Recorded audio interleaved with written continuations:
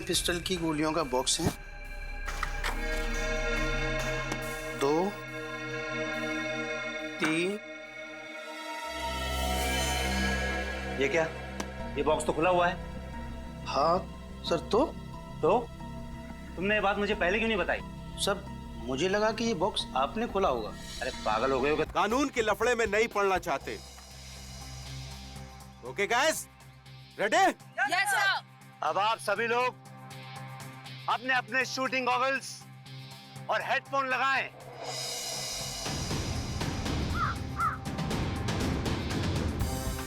अब आप सभी लोग अपने अपने बंदूक उठाएं और अपने कंधे से लगाएं। आंख टारगेट पे और हाथ ट्रिगर पे, और जब मैं 3 बोलूं तो आप फायर कर देना। देखता हूं कौन कितना बड़ा निशानेबाज है। 1 2 3।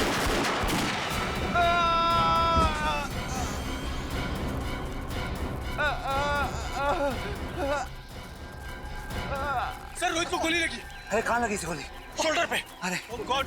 मुझे बचा लो सर, मैं मरना नहीं चाहता सर। कुछ नहीं होगा तुम्हें, तुम घबराओ नहीं। ईशान ये क्या किया तुमने? मार दिया इसको। Have you gone mad? तुमने सेकंड रूट पे गोली क्यों चला दी? इसे फौरन हॉस्पिटल लेके जाना होगा। चलो सर आप सही कह रहे, जल्दी जल्दी जल्दी ले चलिए। चलो चलो। ये आपने सही नहीं किया ईशान। अरे बकवास मत करो। हाँ, इसमें ईशान की गलती नहीं है सिर्फ। तुम लोगों को मालूम था ना यहाँ शूटिंग रेंज पे फायरिंग हो रही है, फिर तुम लोग यहाँ क्या कर रहे थे? सर पर इसमें इन लोगों की क्या गलती है? ये लोग तो रेंज से हट के खड़े थे। गलती तो ईशान की है। इसे इतना टेढ़ा निशान क्यों लगाया? हाँ, खुद को स्टेट लेवल का शूटर कहते हो तुम? हर शूटर को यह सिखाया जाता है कि हैंडगन चलाना कितने जिम्मेदारी का काम है। करेक्ट। और तुम इतने सीनियर शूटर होने के बाद भी इतनी बड़ी जिम्मेदारी कैसे भूल सकते हो? ईशान तुम तो भगवान से प्रार्थना करना शुरू कर दो, क्योंकि अगर इस अटेंडेंट को कुछ हो जाता है ना तो तुम तो बुरे फंसे। मैं अकेला क्यों फंसूंगा? अरे फंसेगे तो ये भी। अरे दिमाग खराब करके रखा है मेरा। अरे कुछ भी गोली मारती ऊपर से। कौन बोल रहा है? हैं?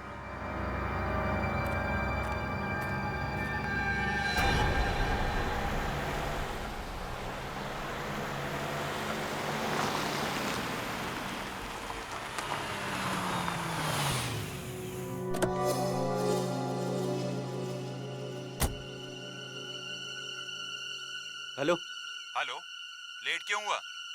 लेट क्यों हुआ? रास्ते में ट्रैफिक बहुत था, आ गया हूं ना। अंदर आ जाओ। अंदर? मैं अंदर आ गया हूं। सामने एक रूम दिख रहा है? हाँ दिख रहा है।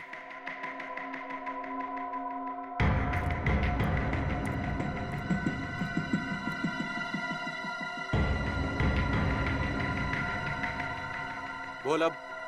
सामने टेबल पर एक फोन रखा है। जब तक इसकी घंटी नहीं बजती हिलना नहीं यहाँ से। ए सुन, तू मेरे साथ क्या कठपुतली का गेम खेल रहा है? ए, जितना बोलता हूँ उतना कर। अपना मोबाइल फोन निकाल के रख बाहर।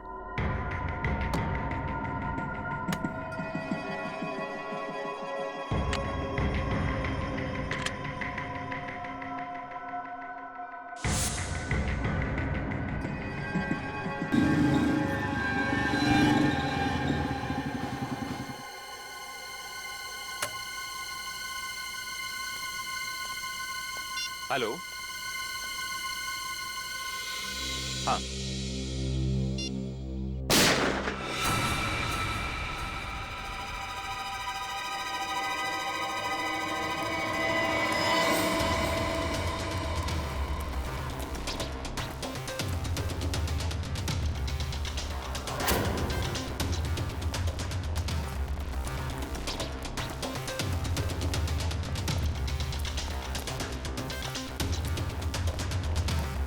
ये क्या?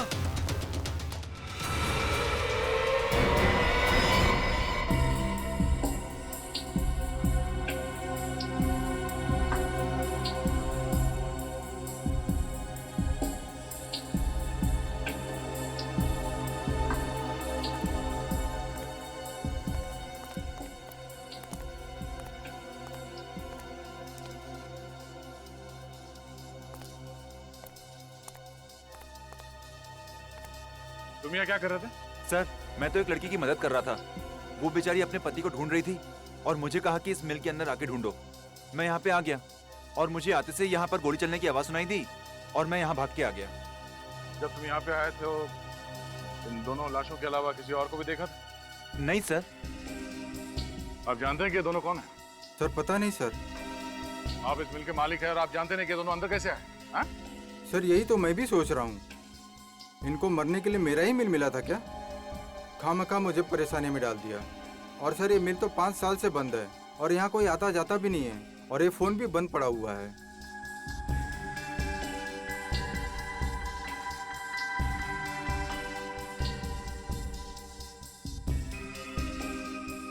कोई वॉचमैन नहीं है यहाँ पे? सर था एक वॉचमैन, लेकिन बच्चों की छुट्टियाँ होने की वजह से वो 1 महीने पहले गांव चला गया।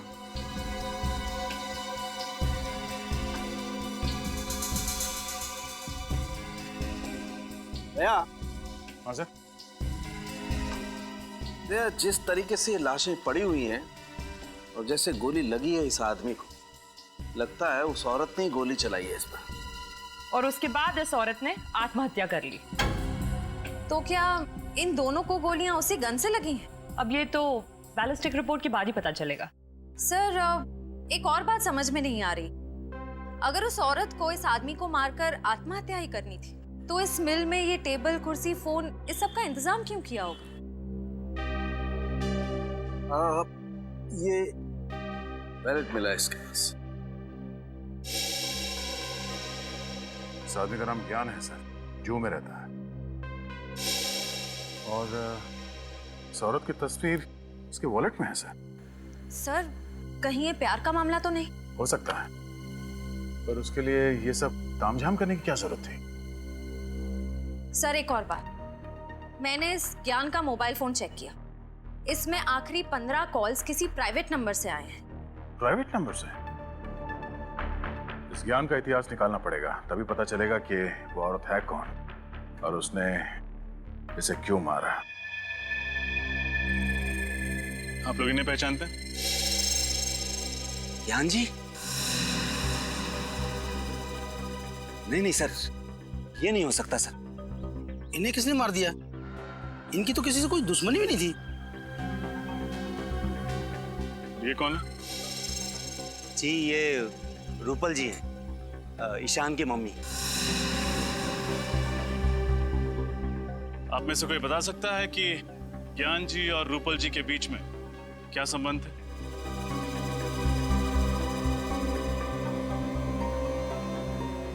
देखिए, हमें शक है कि रूपल जी ने ही ज्ञान जी का खून किया है और फिर खुद को गोली मार के आत्महत्या कर ली। सर रूपल जी और ज्ञान जी की तो सगाई हुई थी और वो दोनों अगले ही महीने शादी करने वाले थे। लेकिन क्या? सर लेकिन ईशान को ये रिश्ता मंजूर नहीं था। ये ईशान का है? जी वो रहा।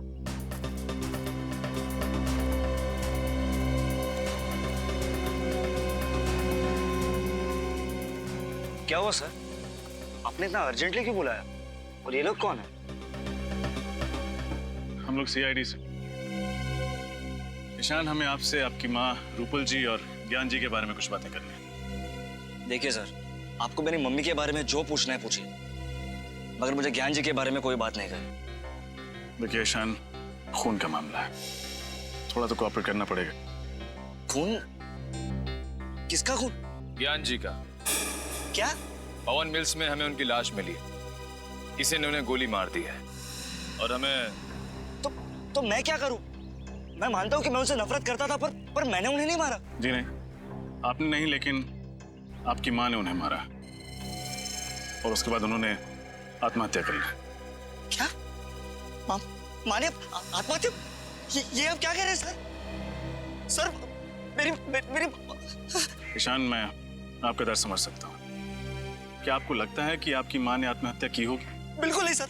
सर वो तो कितने खुश थी सर, हमेशा की तरह टाइम पे उठी भी, योगा की और 9 बजे ऑफिस के लिए निकल गई। सर ये नहीं हो सकता सर। संभालिए अपने आप। आपको ज्ञान जी के बारे में जो कुछ भी पता है प्लीज हमें बताइए। मैं आपको बताता हूँ। यहाँ पर एक छोटा सा हादसा हुआ था जिसमें एक अटेंडेंट को हल्की सी चोट लग गई थी। उस अटेंडेंट को जब हॉस्पिटल ले जा रहे थे तब ज्ञान जी को एक फोन आया। वो फोन सुनते ही ज्ञान जी बहुत घबरा गए थे, नर्वस होकर तुरंत ही यहाँ से चल दिए। गए कहाँ थे आपको पता है? जी नहीं, कहाँ गए इसका पता नहीं चला। कितने बजे गए थे ज्ञान जी यहाँ से? तकरीबन 12 बजे। सर ईशान सर पहले ही चले गए थे, ज्ञान जी से भी पहले। सर रूपल जी ऑफिस गई थी और ज्ञान जी शूटिंग रेंज से निकले। फिर ये लोग पवन मिल्स कैसे पहुंचे? और फिर ज्ञान जी को फोन किसने किया होगा? लेकिन ज्ञान जी को मारने के बाद रूपल जी ने आत्महत्या क्यों कर ली?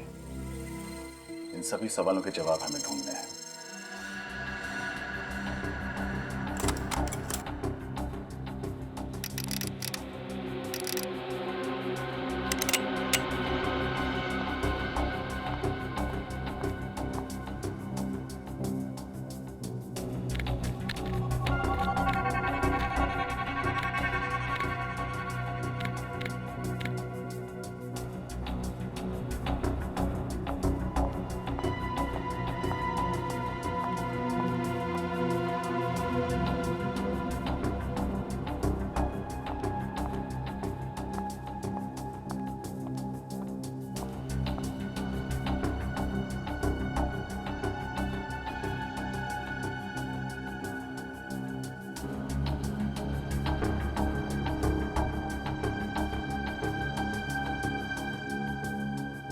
फाइल संभाल लेना, मैं फायर करने जा रही हूँ।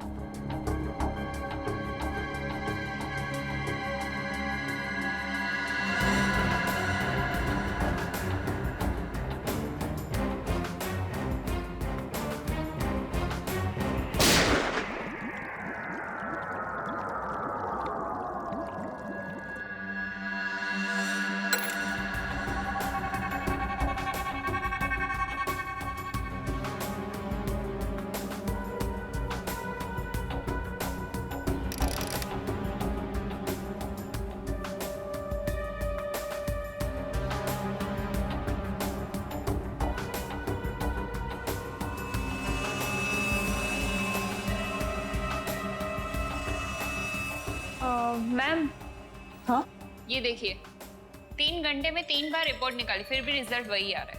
क्या रहा रिजल्ट? मैम आप खुद चौंक जाएंगी, देखिए तो सही। ये देखिए। अरे ये क्या? जो सोचा था उसका बिल्कुल उल्टा निकला। रूपल की मौत ज्ञान जी की मौत के 6 घंटे पहले हुई है। चेक कर लो अच्छी तरीके से, देखो कुछ मिलता है क्या। तो मुझे ऐसा लगा कि मैडम अपने फार्म हाउस में आराम करने गई होगी, तो अक्सर शनिवार रविवार जाया करती थी। आप उनके ड्राइवर हैं, आपको लेकर नहीं जाती थी क्या? सर जाती थी साहब, लेकिन इस बार पता नहीं। साहब उनकी मौत कैसे हुई? उनके सिर पे गोली लगी है और ज्ञान जी के सीने में। हमें शक है कि उन्होंने आत्महत्या की है। नहीं साहब, वो आत्महत्या क्यों करेंगी? क्या? ये तो पता चल ही जाएगा। आखिरी बार कब देखा आप लोगों ने मैडम को? साहब कल सुबह मैं खुद उन्हें ऑफिस छोड़ने गया था। कितने बजे? सर 9 बजे। 9 बजे। उसके पहले और उसके बाद में क्या क्या हुआ याद करके बताओ। जो चीज तुमको जरूरी नहीं लगे वो भी बताना, सब कुछ डिटेल में। ओके साहब, वो दिन मैडम लेट उठी थी, फिर जल्दी जल्दी तैयार हो गई और बगैर नाश्ता किए ही गाड़ी में आके बैठ गई। फिर 9 बजे मैं उन्हें ऑफिस लेके गया। फिर मैडम का 10:30 बजे फोन आ गया कि गाड़ी निकालो। फिर मैं उन्हें जंबो मॉल लेके गया। Jumbo mall? सुबह सुबह ऑफिस का काम छोड़ के 10:30 बजे वो मॉल चली गई? साहब मुझे भी बड़ा अजीब सा लगा, क्योंकि वो मुझे अपने साथ लेकर नहीं गई। क्यों? तुम्हें साथ क्यों लेके जाएंगे? पिछले 3 सालों से वो मुझे अपने साथ लेकर जाती थी, उनका सामान उठाने के लिए। अच्छा, मतलब मॉल जाने का कोई प्लान नहीं था उनका, अचानक चली गई वहां पे। सर! सर लगता है रूपाली जी आत्मघाती स्वभाव की थी। ये देखिए, नाइट स्लीप 30 mg, ये नींद की गोली है सर, बहुत पावरफुल। Doctor Kundan, psychotherapist. पिछले 1 साल से दवाई खा रही है।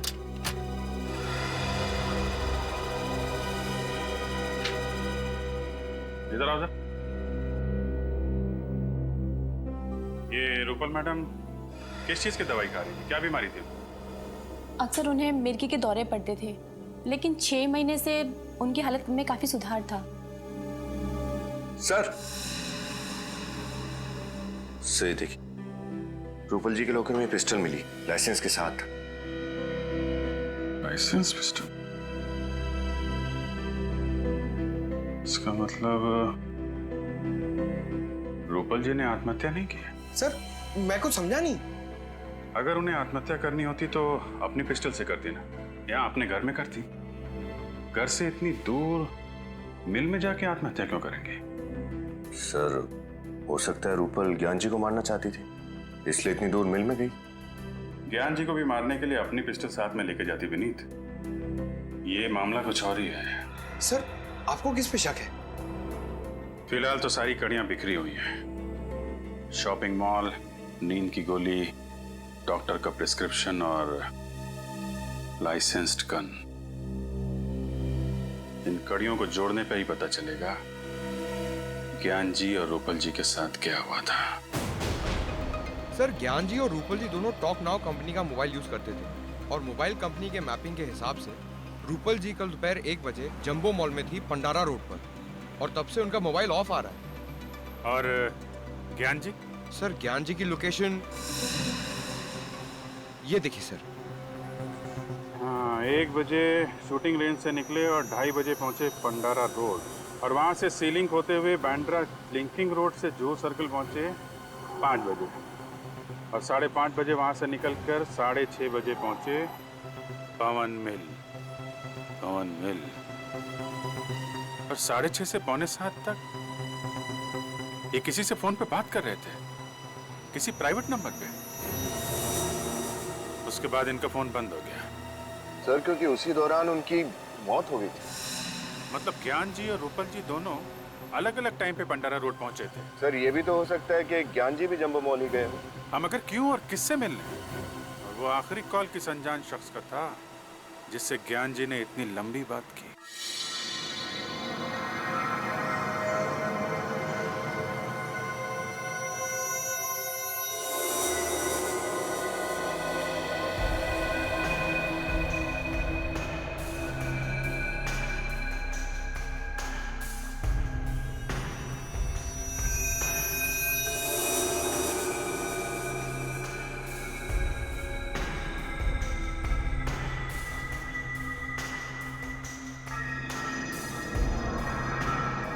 रतन जी सर।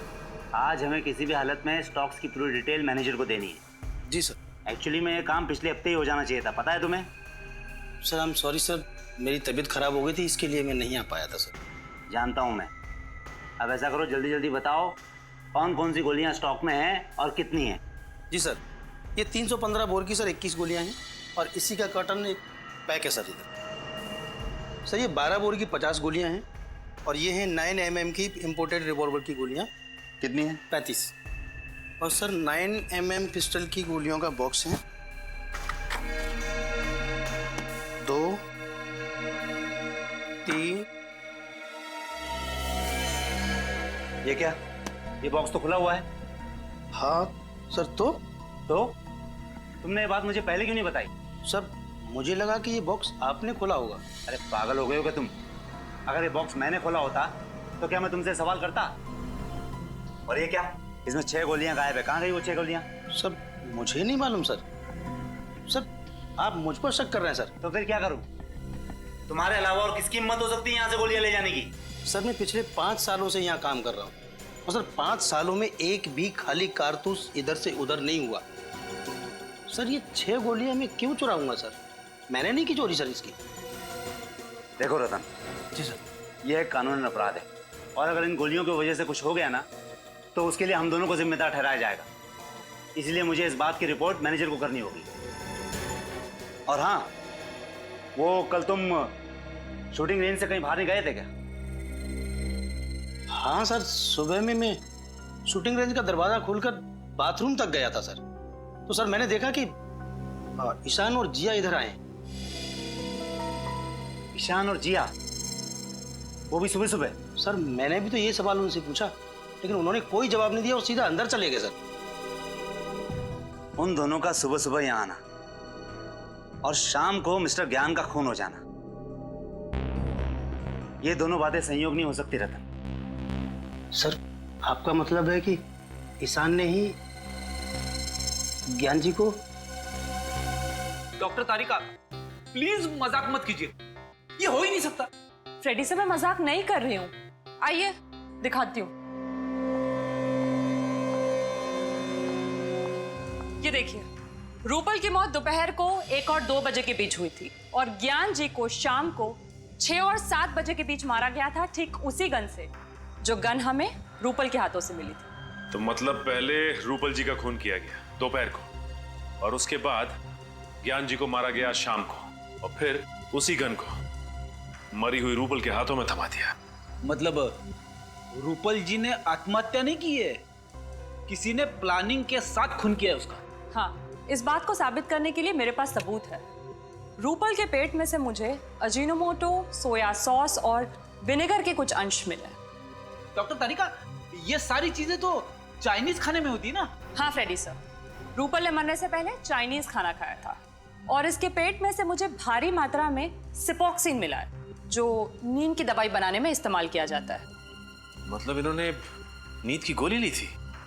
ली थी या धोखे से दी गई थी ये तो नहीं बता सकते, लेकिन जाहिर है जो इंसान नींद में होता है वो आत्महत्या तो नहीं कर सकता, क्योंकि मानसिक तौर पे वो इतना होश में ही नहीं होता है कि वो आत्महत्या कर सके। सर, जहां पर रूपल जी ने चाइनीज खाना खाया था, वो नींद की गोलियां शायद वहीं पे दी गई होगी। हो सकता है फ्रेडी, दया सर को इन्फॉर्म कर देता हूँ। हेलो दया सर। सर हम एक चाइनीज रेस्टोरेंट में तो पूछ चुके हैं, वहाँ किसी ने रूपल जी को नहीं पहचाना। देखते हैं शायद यहाँ कोई पहचान ले। ध्यान रखना आगे जैसे कोई गलती नहीं होनी चाहिए। जी साहब। Sir table for couple sir. नहीं, हम लोग खाना खाने नहीं आए, कुछ सवाल पूछने हैं। सवाल? कैसा सवाल? देखिए हम लोग CID से हैं। Sorry sir. आप सॉरी क्यों बोल रहे हैं? हमें थैंक यू बोलने का मौका दीजिए। अच्छा ये बताइए कि परसों दोपहर को एक आदमी और एक औरत यहाँ खाना खाने के लिए आए थे और उसी दिन उनका खून कर दिया। श्रेया? खून? जी। ये दो। शैलेश? हाँ सर बोलिए। कल ये दोनों हमारे रेस्टोरेंट में आए थे ना? अरे ये औरत जिसने शेजवान फ्राइड राइस और मंचूरियन ग्रेवी का ऑर्डर दिया था और खाते खाते उनको चक्कर भी आया था, खुद भी गिर गई थी और प्लेट भी नीचे गिरा दी। हाँ सर, इसी की वजह से तो आपने रसोइया को डांटा भी था। साथ में आदमी भी था ये? नहीं साहब, आदमी ये नहीं था, आदमी और कोई था। 30-32 साल उम्र होगी और पढ़ा लिखा लग रहा था। वो दोनों कितने बजे आए थे? करीब 12 बजे। दोनों खाना खा रहे थे कि अचानक मैडम बेहोश होकर गिर गई। हम सब बहुत घबरा गए, लेकिन वो आदमी बिल चुकाकर फटाफट मैडम को लेकर निकल गए यहाँ से। मतलब औरत जानबूझ के बेहोश नहीं हुई है, नींद की दवाई दी गई थी उसे। पेमेंट कैसे किया इन लोगों ने? क्रेडिट कार्ड से सर। क्रेडिट कार्ड से? क्रेडिट कार्ड की डिटेल चाहिए हमें जल्दी। ये गोली आप लोगों में से कोई पहचानता? यह है बैलिस्टिक रिपोर्ट। जो 6 गोलियां शूटिंग रेंज से गायब हुई हैं, ये उनसे मैच करती है।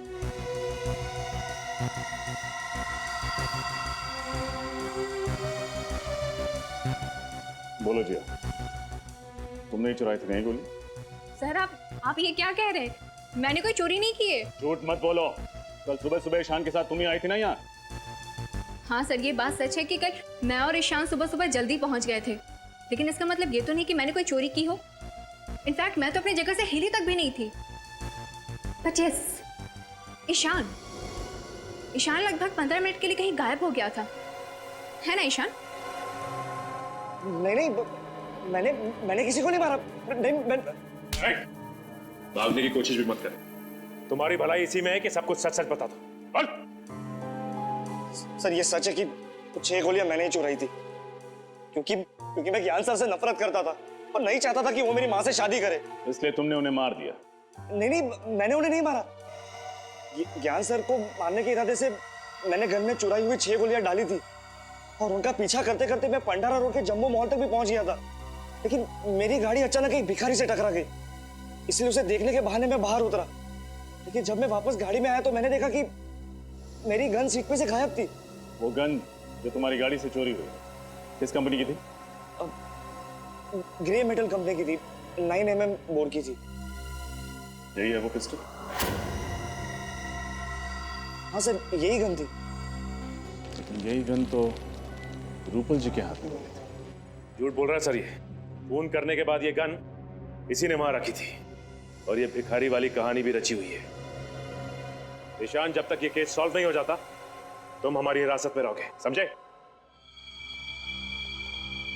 डॉक्टर कुंदन है क्लिनिक में? डॉक्टर कुंदन तो आज नहीं है। यही उम्मीद थी। कहाँ है इस वक्त? सीआईडी? क्या किया है डॉक्टर कुंदन ने? कल दोपहर 12:30 बजे पंडारा रोड के जंबो मॉल में एक चाइनीज रेस्टोरेंट में रूपल जी के साथ खाना खा रहे थे। सर, रूपल जी तो उनकी पेशेंट है और अगर उनके साथ खाना खाया भी है तो क्या हुआ? क्योंकि खाना खाने के 1 घंटे बाद रूपल जी की मौत हो गई। क्या? तुमने आखिरी बार डॉक्टर कुंदन को कब देखा था? सर, परसों शाम को, और हमेशा की तरह वो अपना आखिरी पेशेंट अटेंड करके चले गए थे और मैंने ही क्लिनिक बंद किया था। मतलब क्लिनिक की 2 चाबियां हैं, एक आपके पास रहती है, एक डॉक्टर कुंदन के पास। जी सर, और बल्कि मैंने भी सर का काफी फोन ट्राई किया पर सर का फोन बंद था। और अगर फोन बंद है तो उन्होंने रूपल जी को रेस्टोरेंट कैसे बुलाया? केबिन कहाँ है उनका? जरा दिखाइए।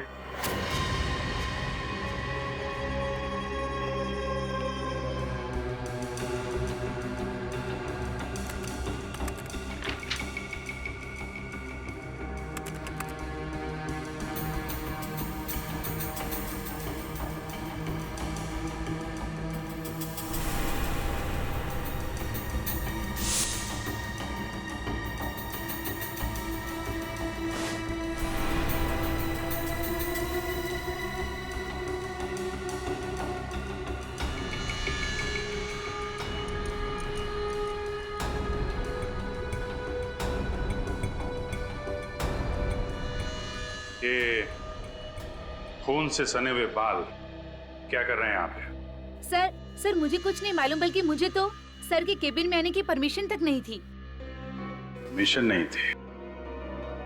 लगता है खाना खाने के बाद कुंदन जी यहाँ रूपल के साथ आए, यहाँ पे उसका खून किया और फिर लाश वहां ठिकाने लगा दी। सर, आपका अंदाजा ठीक निकला सर। ये देखिए, लेडीज सैंडल और खून में सने हुए ग्लव्स। ये तो रूपल जी के हैं। आपको कैसे मालूम? वो सर, एक्चुअली मुझे ना इन सैंडल्स का डिजाइन बहुत पसंद था, बल्कि मैंने रूपल जी से पूछा भी था कि उन्होंने ये कहाँ से खरीदे। अगर रूपल जी का खून डॉक्टर कुंदन ने किया है तो फिर ज्ञान जी को भी इसी ने मारा होगा। सर, एक बहुत अजीब बात है। डॉक्टर कुंदन एक साइकोथेरेपिस्ट है, फिर उन्होंने मेडिकल स्कूल में मुर्दों की परीक्षण की परमिशन क्यों मांगी? हाँ? डॉक्टर कुंदन तो जिंदा लोगों के दिमाग का इलाज करते हैं, तो फिर मुर्दा घर में मुर्दों से क्या बात करने गए थे? चाहता क्या है आदमी?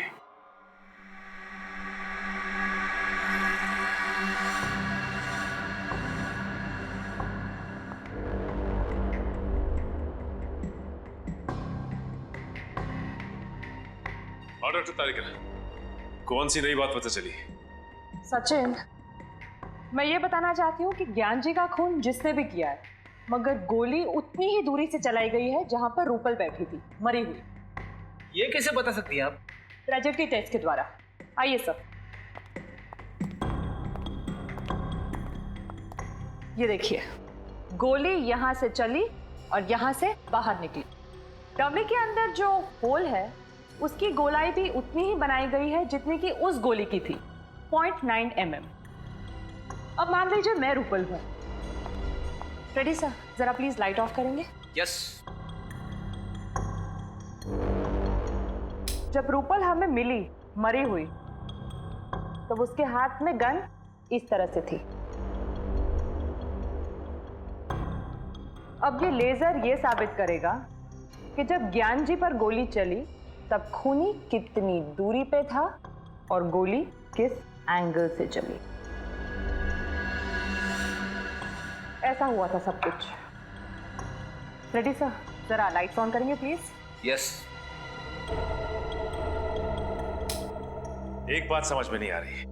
माना कि रूपल जी के हाथों में गन पाउडर लगा हुआ था, लेकिन जब ज्ञान जी की मौत हुई उससे पहले ही रूपल मर चुकी थी। तो फिर रूपल ने गोली चलाई तो चलाई कैसे? सर अगर ज्ञान जी को सामने से गोली मारी है तो फिर उन्होंने खूनी को देखा कैसे नहीं? और तो और उन्होंने अपने आप को बचाने की कोशिश कैसे नहीं की?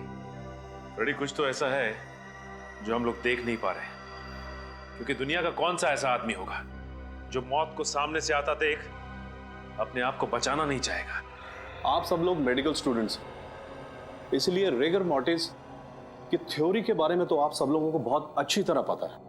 आज हम प्रैक्टिकली देखेंगे कि रिगर मॉर्टिस आखिर कैसे होता है। किसी भी आदमी के मरने के बाद उसके शरीर में केमिकल चेंजेस कैसे आते हैं। उसके मरते ही कुछ घंटे के अंदर उसका ब्लड ठंडा हो जाता है और उसके शरीर के अलग अलग हिस्से सिकुड़ जाते हैं। लगभग 3 घंटे बाद रिगर मोर्टिस का असर शुरू होता है और इसकी शुरुआत चेहरे से होती है और तकरीबन 12 घंटे बाद शरीर का पूरा खून जम जाता है और शरीर इतना ठंडा पड़ जाता है कि इसे हिला पाना नामुमकिन होता है। सर 48 घंटे से लेकर 60 घंटे के अंदर तक शरीर का सड़ना और गलना भी शुरू हो जाता है ना? करेक्ट, लेकिन इतने घंटे तक हम वेट नहीं कर सकते। हम लाश की वीडियो रिकॉर्डिंग करते हैं ताकि उसे बाद में देखा जा सके कि उस लाश पे उस रिगर मॉर्टिस का कितना असर हुआ। एक्सक्यूज मी सर, आपसे कोई मिलने आया है। ओके, एक्सक्यूज मी, मुझे कोई मिलने आया है। Hello doctor. Okay, hi, how are you? कैसे हैं आप? मैं अच्छा हूँ, आप कैसे? या आई एम गुड। आप किसी परमिशन लेटर के बारे में जानना चाहते थे? हाँ, वो doctor Aarav, psychotherapist doctor Kundan ने इस लेटर के जरिए आपसे गुजारिश की थी कि वो यहाँ आकर देखना चाहते हैं कि मर जाने के बाद आदमी के शरीर में क्या क्या बदलाव आते हैं। Doctor Kundan, human psychology doctor, मैं जानता हूँ उन्हें। इन्होंने परमिशन ली थी, लेकिन अपने लिए नहीं, किसी और के लिए। क्या कोई और आया था यहाँ पे राइगर मॉर्टिस की जानकारी हासिल करने के लिए? हाँ, एक लड़की थी, मेडिकल स्टूडेंट थी, 1 महीने में कई बार आती थी वो, और राइगर मॉर्टिस का लाशों के ऊपर क्या इफेक्ट होता है उसे देखती थी। उसके बाद अपने नोट्स बनाती थी। उसके बाद हम लोग जो सारा दिन रिकॉर्डिंग करते हैं शाम को उसे भी लेके जाती थी। लेकिन इतनी टैलेंटेड और इतनी लगन वाली लड़की मैंने पहले कभी नहीं देखी। आई विश के वो बहुत बड़ी डॉक्टर बनेगी। और इस लड़की को डॉक्टर कुंदन ने भेजा था? जी। आपको उस लड़की का नाम याद है? इसका नाम जिया, जिया था उसका नाम। जिया? सर कहीं ये वही जिया तो नहीं जिसने ईशान के खिलाफ गवाही दी थी? सर मेरे पास उसका नंबर है, ये देखिए। मैंने भी जिया को कई दफा कॉल किया, ये उसका नंबर। तो नंबर मैच करना। रिगर मोर्टिस का असर धीरे धीरे शरीर के निचले भाग पर भी होने लगेगा। सर ये वही जिया है। वही जिया है। डॉक्टर कुंदन ने रूपल को मारने से पहले जिया को यहाँ पे राइगर मॉर्टिस की जानकारी हासिल करने के लिए भेजा, लेकिन क्यों? दया,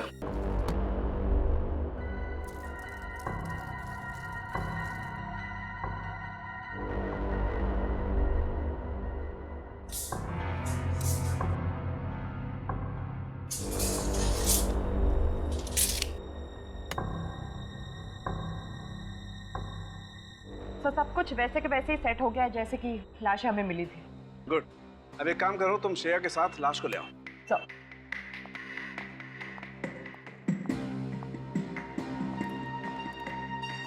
डॉक्टर साहब, यहाँ पे पुतला, बाहर उस लड़की की लाश, अब यहाँ पर क्राइम सीन को रिकंस्ट्रक्ट करने की कोशिश कर रहे हैं क्या? हाँ दया, बिल्कुल वही कर रहा हूँ।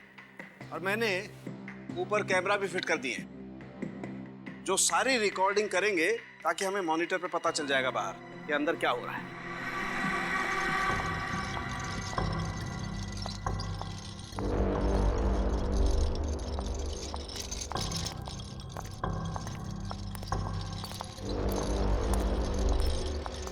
सालों के सर, इस औरत की लाश का क्या करेंगे आप? अभी पता चल जाएगा श्रेया।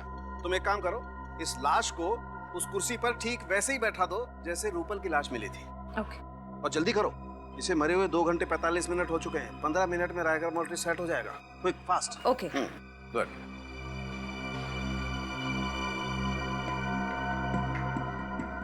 गुड। तारिका, अब तुम एक काम करो, बाहर जाकर के मॉनिटर चेक करो, देखो कि सारे कैमरा सही तरीके की रिकॉर्डिंग कर रहे हैं या नहीं।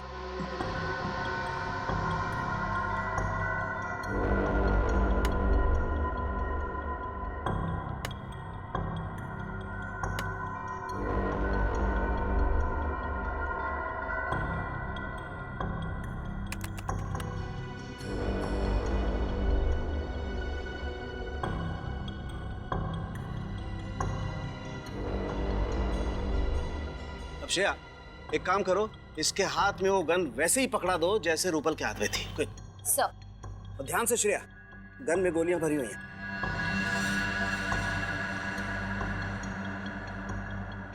दया, बॉक्स में एक लकड़ी का पीस होगा, देखो जरा। ये हाँ।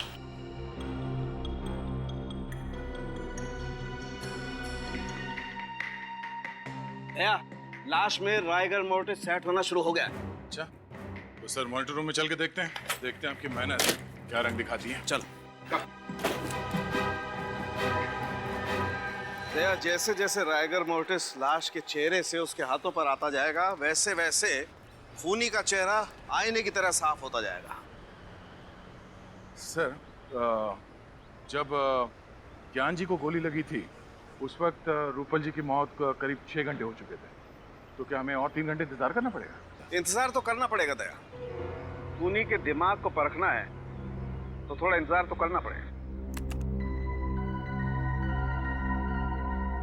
क्या सोच रहे हैं सर?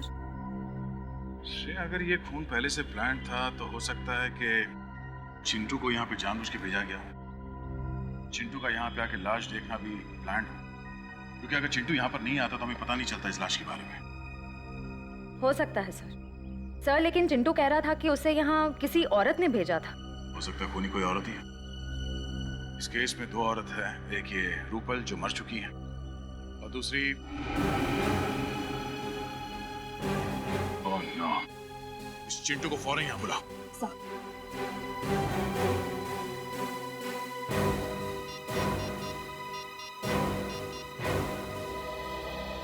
चिंटू, इंस्पेक्टर श्रेया बोल रही हूँ सीआईडी से। देखो, तुम जल्द से जल्द पवन मिल्स में आ जाओ, ठीक है?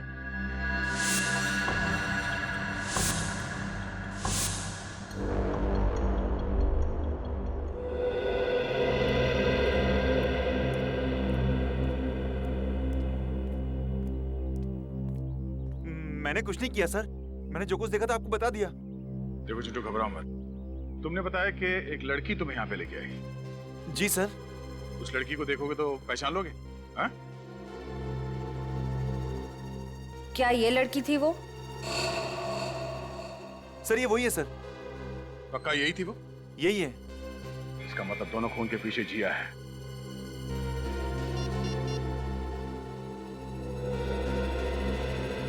रजत, फौरन जिया के घर जाओ, उसे अरेस्ट कर लो। अब वही बताएगी कि यहाँ इस फैक्ट्री में हुआ क्या था।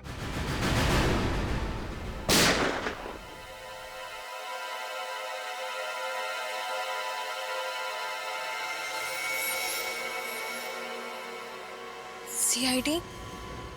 वो भी इस वक्त? जिया जी, इतनी रात को आप शूटिंग रेंज में हो सकती हैं, तो हम क्यों नहीं? क्या मतलब क्या है आपका? मतलब ये कि आप एक मेडिकल स्टूडेंट हैं और एक मेडिकल स्टूडेंट को गन्स और गोलियों में दिलचस्पी। क्यों? मुझे शूटिंग का शौक नहीं हो सकता है क्या? हो सकता है, लेकिन मुर्दा घरों में जाकर रेगा मोर्टिस की पढ़ाई करना, ये बात कुछ हजम नहीं हुई। पवन मिल्स में एक आदमी को भेजना ताकि वो गोली की आवाज सुन के सीआईडी को खबर कर सके, ये बात भी कुछ हजम नहीं हुई जिया जी। मतलब आप लोगों को सब पता चल गया? जी हाँ, और हम ये भी जानते हैं कि तुम्हारे साथ एक और आदमी भी है जो तुम्हें ये सब काम करवा रहा है। बताओ कौन है वो? जी वो मैं।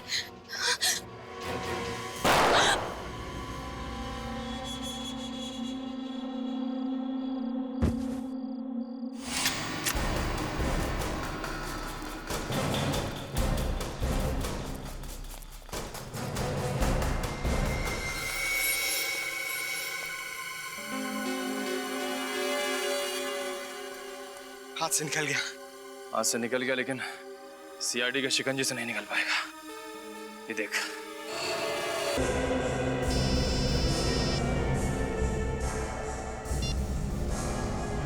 हेलो। हाँ, क्या? ठीक है, तुम उस गन को संभाल के रखना, वो गन ही हमें खूनी तक पहुंचाएगी। ओके।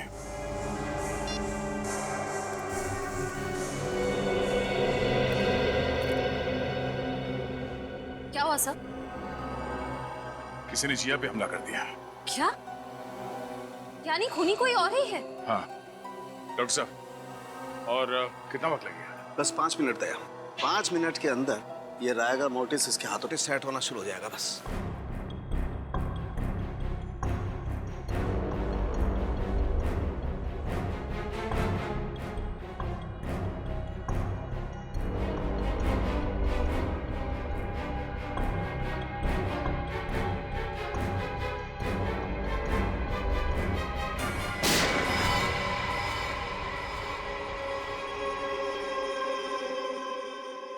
ये देख, ऐसे हुई थी मौत। पर अगर ज्ञान जी के सामने रूपल जी की लाश थी तो उन्हें वो लाश दिखी कैसे नहीं?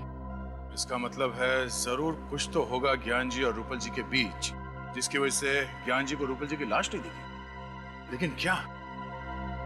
अंदर चल के देखते हैं सर।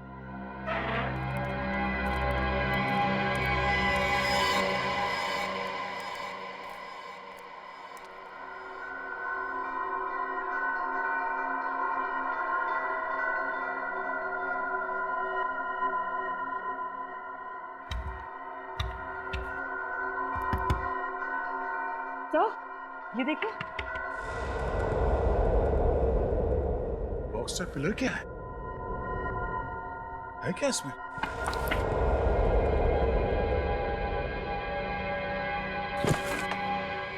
अरे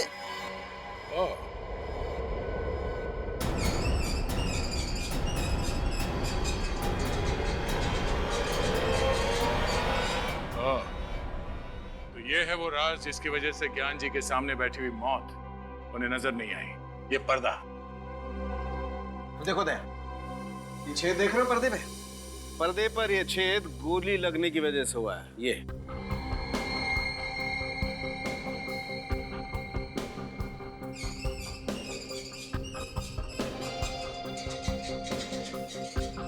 सर इस तरफ बैटरी और सेंसर भी लगा हुआ है। बैटरी और सेंसर? ओह, यानी कि जैसे ही गोली चली इस पर्दे पे झटका लगा और उस सेंसर को पता चल गया और ये पर्दा बंद हो गया। इसीलिए जब हम लोग यहाँ पर आए थे तो हमें ये पर्दा नहीं दिखा। तो शायद जब ये गोली चली ज्ञान जी के ऊपर, खूनी यहीं पर था। बस सोच समझ के प्लानिंग की है उसने। मगर सर ये किसका काम हो सकता है? वही जिसे गन्स, गोलियां और राइगर मोर्टिस की बहुत अच्छी जानकारी है, और वो एक ही आदमी हो सकता है।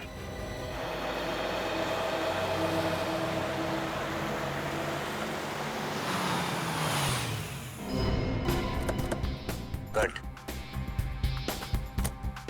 मायरा, मैंने तुम्हें कितनी बार समझाया, राइफल हमेशा कंधे के लाइन में होनी चाहिए। ऐसे, बिल्कुल ऐसे। Okay sir. Okay okay. अब गोली बिल्कुल निशाने पे लगेगी। मायरा, अनिकेत सर जो सिखा रहे हैं वो ध्यान से नहीं सीखोगे तो जिसने रूपल जी का और ज्ञान जी का खून किया उसके जैसा शार्प शूटर कैसे बनोगे? अरे सर, ये किसी का खून तो क्या, अंधेरे में किसी को जख्मी भी नहीं कर सकती है। सर जिया ठीक तो है ना? जिंदा है, लेकिन अफसोस की बात यह है कि खूनी अभी भी पकड़ा नहीं गया। सर तो फिर आप लोग खूनी को पकड़ते क्यों नहीं? आप जानते हैं खूनी कौन है? खूनी को मैं नहीं तो सर, मगर हम जानते हैं कि खूनी इसी शूटिंग रेंज में। आप हम लोगों पे शक कर रहे हैं? शक ही नहीं, पूरा यकीन है कि खूनी आप ही में से कोई एक है। कौन है वो? पहले आप ये बताइए कि शूटिंग रेंज में बिना चेकिंग के गोली या गन लाना या ले जाना मुमकिन है? नहीं, बिल्कुल नहीं, क्योंकि हमारी सिक्योरिटी बहुत चुस्त है। बिल्कुल सही कहा आपने। अब जरा ये देखिए, ये वही गन है जिससे जिया पर हमला हुआ था। क्या इस तरह की गन आपके शूटिंग रेंज में इस्तेमाल होती है? नहीं सर, इस तरह की गन तो हमारे यहाँ पर इस्तेमाल नहीं होती। तो फिर ये गन शूटिंग रेंज के अंदर आई कैसे?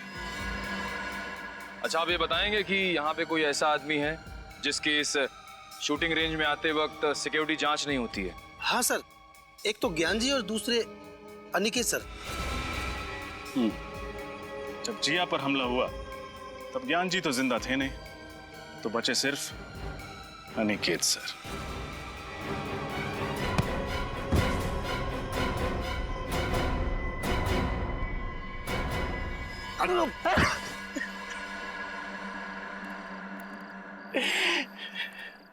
हाँ, मैं खूनी हूं। मैंने ही रूपल का खून किया है। दरअसल मुझसे ज्ञान और रूपल का रिश्ता देखा नहीं जाता था। मैं रूपल को तब से चाहता था जब वो मेरे साथ कॉलेज में पढ़ा करती थी। बहुत प्यार करता था मैं उससे, लेकिन उसने किसी और से शादी कर ली और उसके गम में मैंने भी कसम खा ली कि मैं सारी जिंदगी कुंवारा रहूंगा। लेकिन एक दिन अचानक रूपल के पति की मौत के बाद मुझे ऐसा लगा कि शायद किस्मत मुझे एक और मौका दे रही है। लेकिन इससे पहले कि मैं अपने दिल की बात रूपल को कहता, ये ज्ञान बीच में आ गया और मेरी आंखों के सामने मेरा प्यार और उसकी बेशुमार दौलत मेरे हाथों से खिसकती नजर आई। ये बात मुझसे बर्दाश्त नहीं हुई। इसलिए रिगर मोर्टिस का अनोखा तरीका अपनाने के लिए तुमने पहले रूपल जी को मारा? हाँ, और उसके लिए मैंने डॉक्टर कुंदन और जिया की मदद ली। सर, रिगर मोर्टिस इंसान के मरने के ठीक 3 घंटे के बाद उसकी लाश में असर होना शुरू हो जाता है। लेकिन क्या हम ये पता लगा सकते हैं कि लाश के शरीर का कौन सा हिस्सा कब सिकुड़ना शुरू होगा? सर, ये कहना तो थोड़ा मुश्किल होगा, लेकिन हाँ, नामुमकिन बिल्कुल भी नहीं है। अगर आप लगातार लाश का निरीक्षण और परीक्षण करेंगे तो इस लाश की एक एक पेशियां कहां और कब सिकुड़ने लगेगी, इसका ज्ञान आप हासिल कर सकते हैं। उसके बाद तुमने क्या किया? फिर मैंने रूपल की लाश को ले जाकर पवन मिल्स में रख दिया।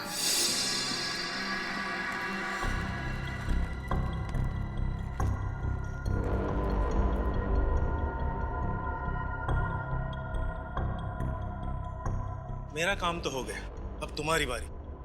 तुम देखते रहना डॉक्टर, मेरा वार भी खाली नहीं जाएगा। अब ऐसा करो डॉक्टर, तुम इस पिस्तौल को रूपल के दाहिने हाथ में रख दो। क्योंकि अभी तक रिगर मोर्टिस शुरू नहीं हुआ है, इसलिए पिस्तौल वाला हाथ दाहिनी ओर मुड़ जाएगा। तुम कहते हो तो मैं मान लेता, लेकिन मुझे यकीन नहीं हो रहा है कि तुम्हारा प्लान कामयाब होगा। अभी देखो डॉक्टर,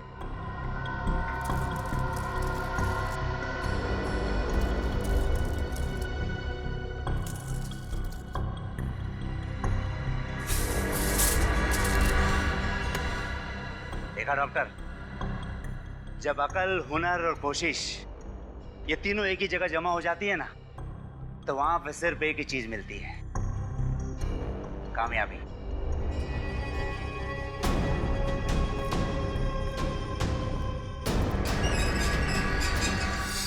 अब आप ये बताने का कष्ट करेंगे कि डॉक्टर कुंदन कहाँ पे है? वो मेरे घर पर है, मैंने उन्हें नींद का इंजेक्शन दिया है। अनिकेत, दौलत की लालच ने तुम्हें अंधा बना दिया। 2-2 खून कर डाले तुमने।